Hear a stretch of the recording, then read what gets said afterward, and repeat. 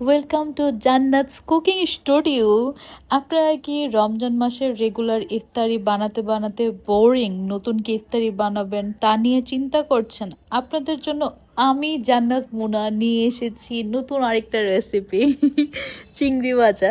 তার জন্য আপনাকে চিংড়ি সুন্দর করে ধুয়ে নিতে হবে, এটাতে একটু মরিচ, তারপর একটু আদা রসুন আর লবণ দিয়ে ভালো করে মেখে নিতে হবে।